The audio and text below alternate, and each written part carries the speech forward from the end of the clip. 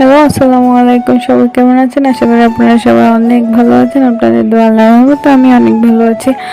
চলুন আজকের ভিডিওতে আপনাদের জন্য কি রেসিপি অপেক্ষা করতেছে। প্রথমত এখানে দেখতেছেন পায়েস। আসলে হ্যাঁ, আমি আপনাদের জন্য আজকে পায়েসই রান্না করতেছি। প্রথমে এখানে আমি 1 কেজি অনুযায়ী দুধ নিয়ে নিলাম।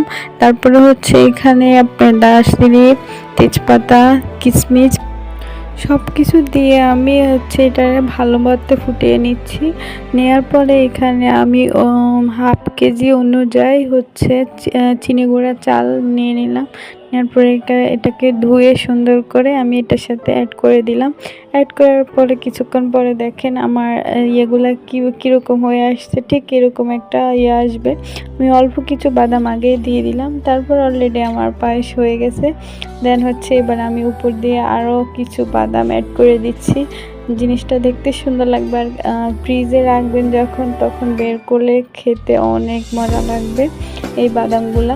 তো আমি উপর দিয়ে প্রায় অনেকগুলোই বাদাম দিয়ে দিলাম। দেওয়ার পরে হচ্ছে দেখেন আমার পায়েসের লুকটা। তারপরে আমি কিছুক্ষণ ফ্রিজে রাখলাম, একটু ঠান্ডা করলাম, কারণ আমার কাছে ঠান্ডা খেতে অনেক ভালো লাগে।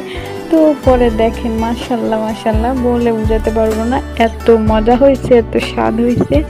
তো আমার পায়েসটা কেমন হয়েছে অবশ্যই কমেন্টে জানাবেন। আর আপনারা সবাই ভালো থাকবেন। আল্লাহ।